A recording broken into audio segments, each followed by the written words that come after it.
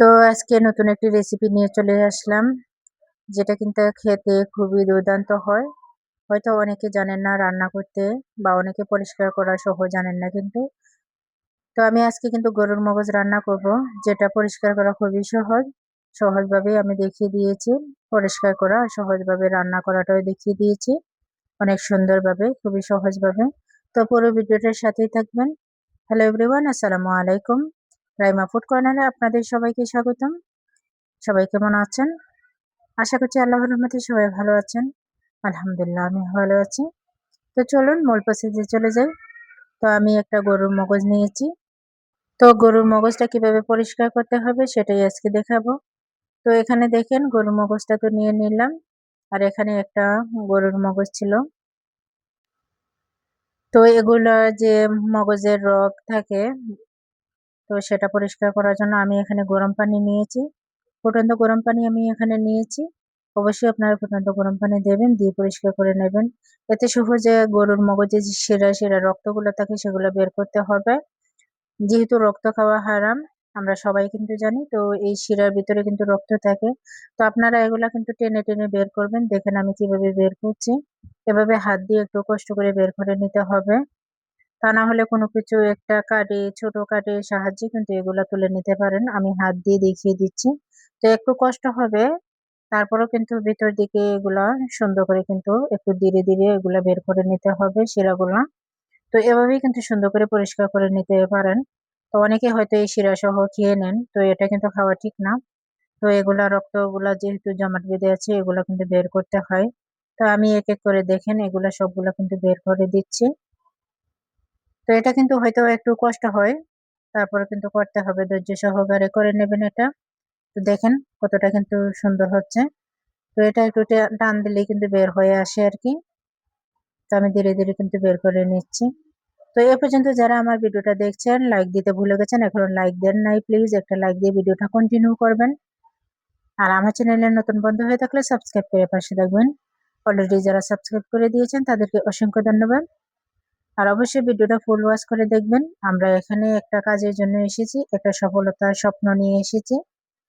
তো সবাই যেন এগিয়ে যেতে পারি, তার জন্য সবাই সবার ভিডিওটা ফুল ওয়াচ করে দেখবেন। ইনশাল্লাহ আমি আপনাদের পাশে আছি। তো দেখেন আমার কথা বলতে বলতে কিন্তু এখানে আমি অনেকটা পরিষ্কার করে নিয়েছি। দেখতে পাচ্ছেন আমি কিন্তু করে নিচ্ছি সবগুলো। তো পরিষ্কার করে নিয়ে কিন্তু আমি ভালোভাবে ধুয়ে নেব এখন। তো ধুয়ে দেখেন ফিরে আসছি। তো এখন ধুয়ে এখানে কেটেও নিলাম ছোট ছোট করে। অফ ক্যামেরা আমি সবগুলো কেটে নিয়েছি, আর কেটে কিভাবে নিয়েছি সেটাও দেখতে পেয়েছেন। ছোট ছোট করে এভাবে কেটে নেবেন, যেহেতু আমি ভুনা করব। তো তার জন্য আমার আদা বাটা লাগছে, রসুন বাটা লাগছে, তার সাথে পেঁয়াজ কুচি আর বাকি যে মশলাগুলো সেটা পরবর্তীতে দেখিয়ে দেব। তো আমি এখন চুলাতে চলে গেলাম, কড়াই বসিয়ে দিয়ে তেল দিয়ে দিয়েছি। দিয়ে এখন গোটা মশলাগুলো দিয়ে দিয়েছি।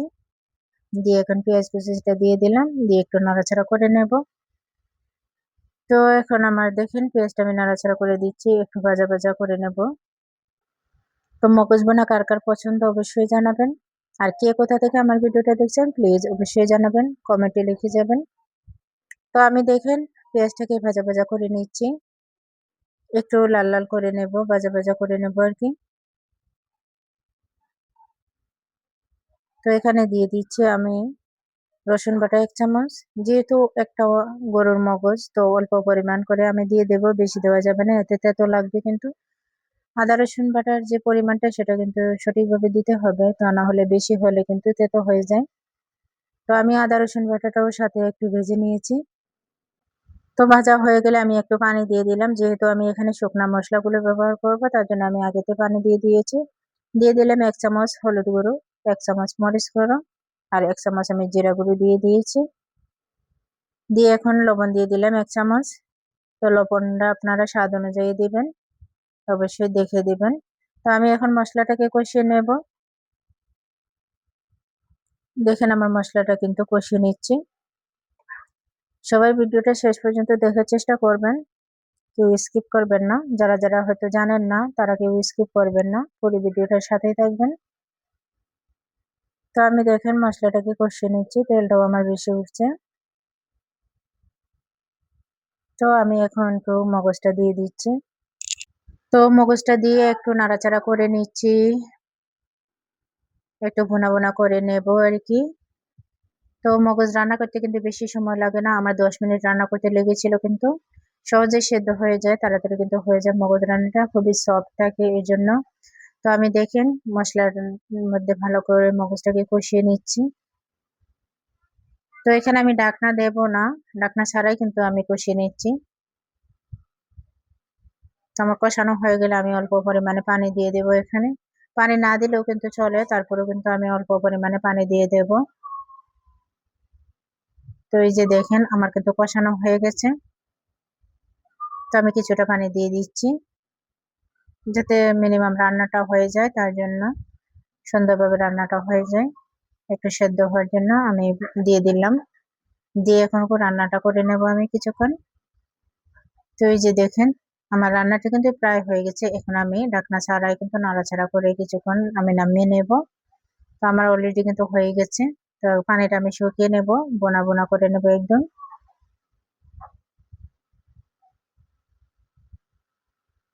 তো আমার ভিডিওগুলো আপনাদের কাছে কেমন লাগে অবশ্যই জানাবেন, আর শেষ পর্যন্ত ভিডিওটার সাথেই থাকবেন। তো আমি এখন এই যে নাড়াচাড়া করে নিচ্ছি, দিয়ে একদম শুকিয়ে নেব।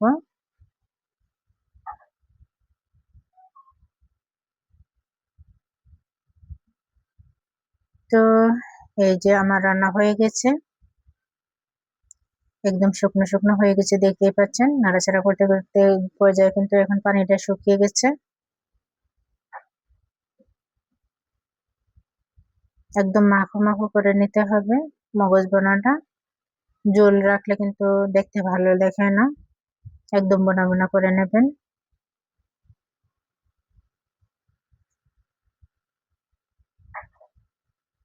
তো এখন আমি নামিয়ে নেব সবগুলা, আমার হয়ে গেছে কিন্তু এখন। দেখেন আমি বাটিতে তুলে এখন দেখিয়ে দিচ্ছি। তো এই যে দেখেন কড়াইতে হয়তো কালারটা সুন্দর দেখা যাচ্ছিল না, এখন বাটিতে নামিয়ে নিয়েছি। মাশাআল্লাহ কতটা সুন্দর হয়েছে দেখতেই পাচ্ছেন, আর খেতেও কিন্তু মাশাআল্লাহ দারুণ ছিল। তো এভাবে অবশ্যই একদিন ট্রাই করবেন। তো আমি একটু সৌন্দর্যের জন্য এখানে পেঁয়াজ বেরেস্তা দিয়ে দেব, এটা আপনারা চাইলে দিতে পারেন, নাও দিতে পারেন। তো আমার ঘরে ছিল তাই বিধায় আমি দিয়ে দিয়েছি একটু সাজানোর জন্য, উপর থেকে দিয়ে দিচ্ছি, খেতেও দারুণ লাগবে। তো এই মগজ বোনাটা কিন্তু রুটি পরোটা যে কোনো কিছুর সাথেই কিন্তু বেশ ভালো লাগে খেতে। আর তার সাথে পেঁয়াজ বেরেস্তাটা দিয়ে দিলাম উপর দিকে, এতে কিন্তু খেতে আরো দুর্দান্ত লাগবে। একদম মুচমুচে হয়ে গেছে, উপরে ক্রিসপি ক্রিসপি একটা ভাব, মুখে দিলে কিন্তু অনেকটা ভালো লাগে খেতে। তো এভাবে অবশ্যই একবার ট্রাই করে দেখবেন। তো এই ছিল ভিডিও আজকের মতন, সবার থেকে বিদায় নিচ্ছি। সবাই ভালো থাকবেন, সুস্থ থাকবেন। আল্লাহ হাফেজ, আসসালামু আলাইকুম। পরবর্তী ভিডিওতে দেখা হবে ইনশাল্লাহ।